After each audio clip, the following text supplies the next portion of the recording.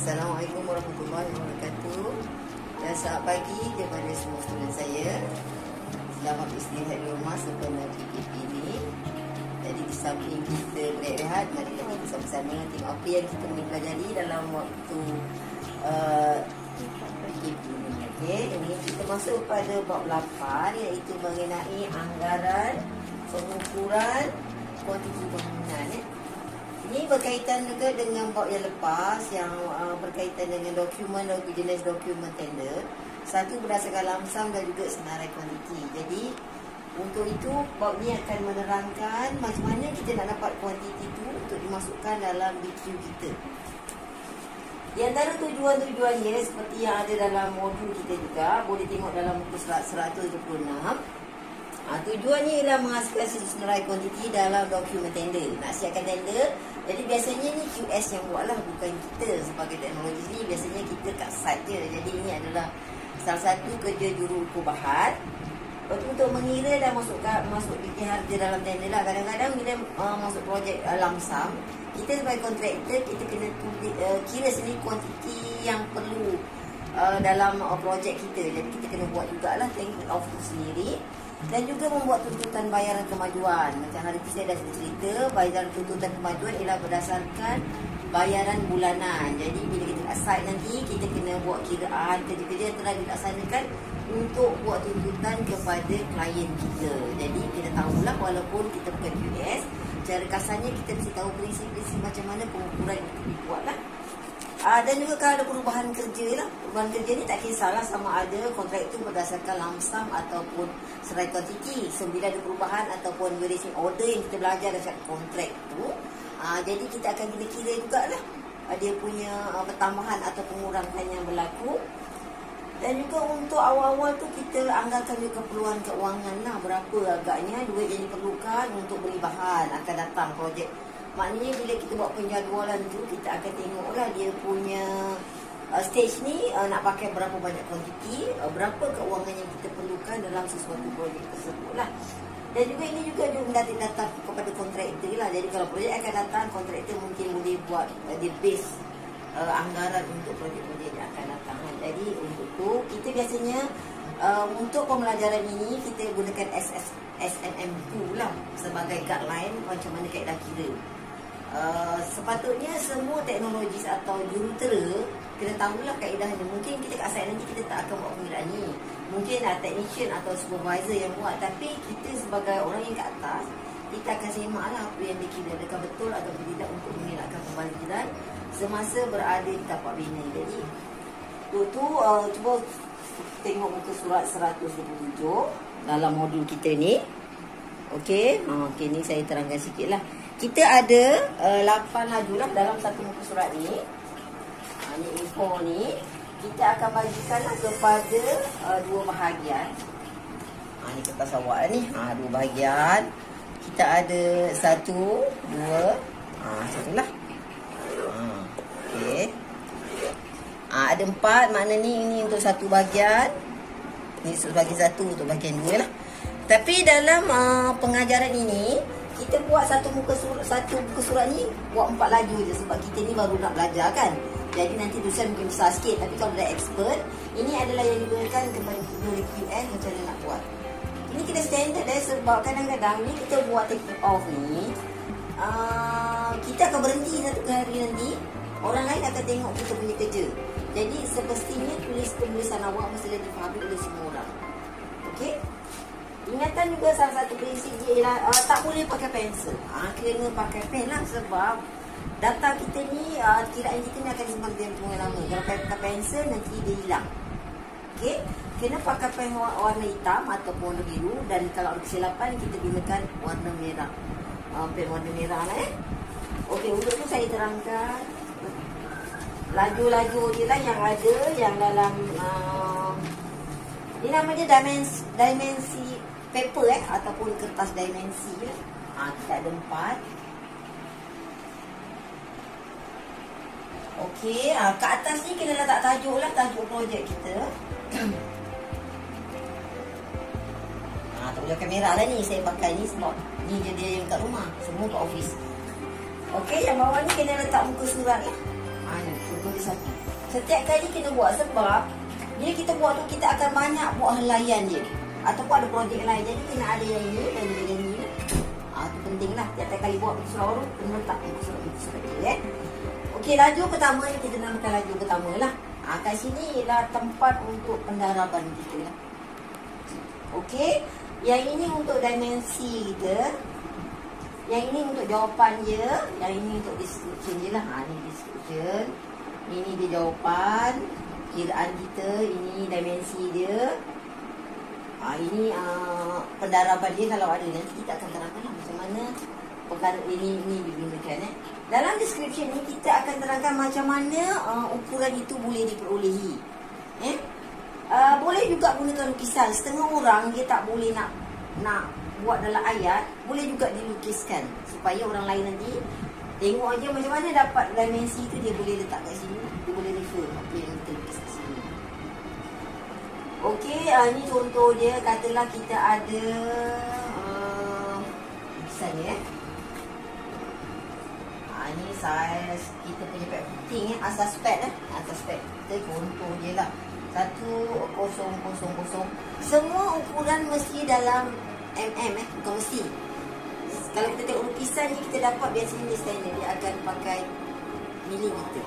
Okey, ni contoh dia. Kita buat yang lain sikit lah. Jom awak nampak dia punya perbezaan. Ini contoh dia ialah pad footing lah, asas pad unit dia milimeter. Unit tak perlu dituliskan sebab secara umumnya sebagai engineering punya student, kita mesti tahu unit automatik dia dalam contoh dia ni 200 lah. Ni semua Ini stamp, ini pad footing kita lah. Okey, contoh dia. Kalau macam ni bisa dalam lukisan kita tak perlu kiraan lah.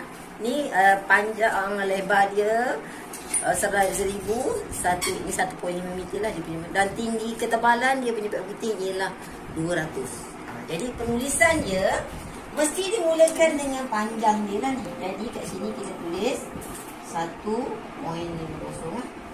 Dia mesti 2 unit perpuluhan. Kalau kat sini ada 3, ada point 1, kita ambil bunarkan kepada unit yang besar lah.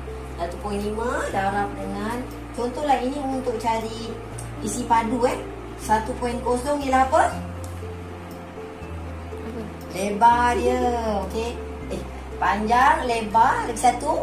Ni panjang, lebar, yang ini 0.200.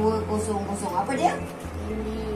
Tinggi dia. Tengok ni ukuran panjang, lebar dan tinggi dia. Kita mesti bagi sini lah. Okey, lepas tu buat tanda sini lah. Dalam satu bangunan, okey, contohnya kita buat bangunan 4 segi dan contoh dah ni kita ada, ni ialah asas kita, ada 4 biji pad footing kita. 4 buah pad footing. Jadi kita akan ambil nilai dia berapa? 4.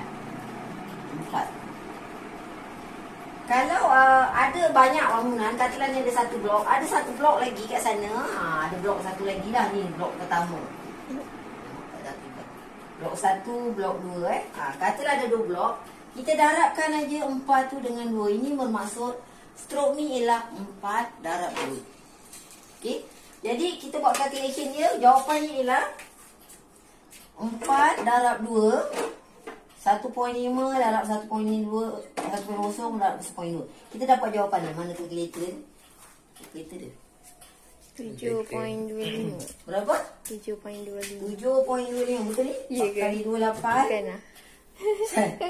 Kita cepat-cepat. Satu kali halaman. Ini satu silapan tengok 0.2 kirakan, tolong kirakan. Ni 2 titik perpuluhan saja nampak. Cuba kira, tolong kirakan.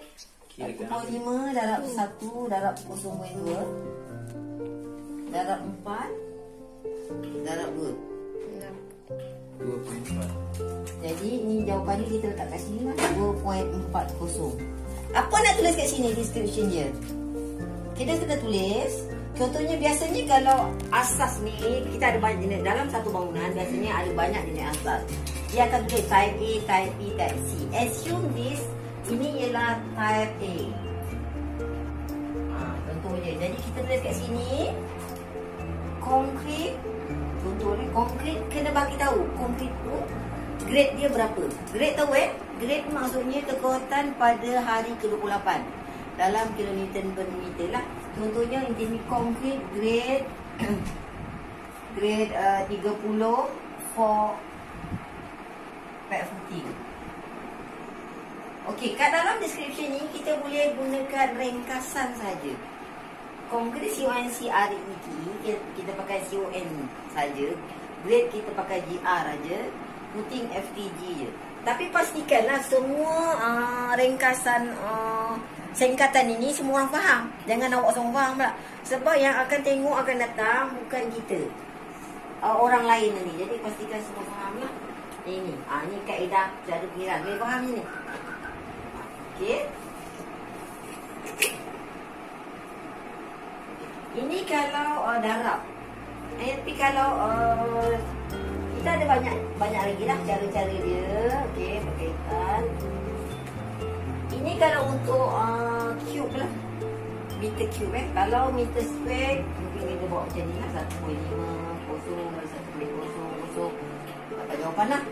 Atau kalau meter kita pakai ataupun north numbers, kita pakai 1 je lah. Ini menunjukkan 1.00. Ni 1 je dalam unit panjang, meteran ataupun numbers. Okey. Dalam muka surat 129 ni saya ada buat sikit ringkasan lah. Kalau yang tak ada tu boleh buat juga lah. Contoh dia ni reinforcement, RERNF, excavation dan unit-unit juga lah. Boleh gunakan lah. Saya pada ni awak bolehlah gunakan yang ringkas asal orang faham. Satu lagi DITO DITO. DITTO ni maksud dia ialah penerangan yang kita buat tu, yang kat bawah ni, katalah ada lagi satu ada satu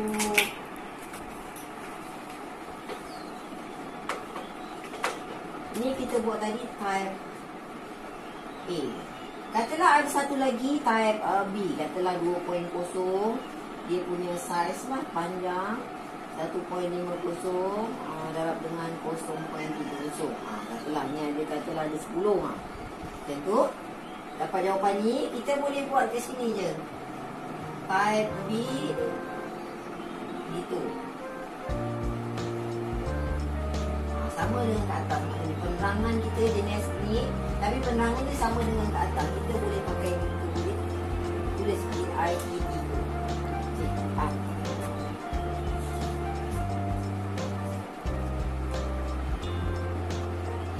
Okey, kalau berlaku kesilapan ada salah katalah dalam kiraan ni. Kesilapan. Ni kesilapan. Katalah ni salah lah ni. Yang ni salah, awak kena gunakan pen merah pen merah. Ni tak ada pen, lepas pakai ni juga. Tapi lain kali kalau awak buat ni, awak buat kat sini, katalah salah kiraan ni, awak buat merah, awak tulis NIL. Ni maknanya salah lah kiraan ni. Kalau keseluruhan dia salah, kata yang ni salah, awak buat potong terus macam ni, awak buat NIL. Maknanya kesilapan ni kena dinyatakan. Tak padam-padam tak ada. Liquid paper tak ada dalam pengiraan ini. Sebab biasanya kita buat kira nak cepat. Tak ada masa dah nak pakai liquid paper bagai. Kita tulis nil je. Jadi orang faham yang tu adalah penulisan yang salah lah.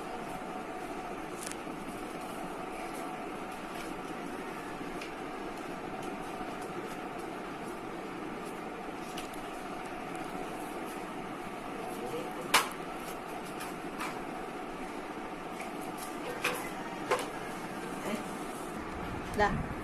Tadi kita cakap pasal pendaraban. Kalau ada campur katakan kat sini tadi saya buat stroke ialah untuk pendaraban. Tapi kalau ada campur, kita boleh buat ni 4.2. Ni maksud dia ialah 4 campur 2. Okey. Okey, untuk sekuens kerja penyusunan pada kertas dimensi ni biasanya kat site ataupun dalam senai kuantiti ataupun lamsam, dia akan ikut kita punya sekuens kerja dekat site. Jadi sepatutnya semua orang yang terlibat dengan kerja dekat tapak mesti tahu prosedur kerja, perjalanan kerja tu macam mana, metod dia.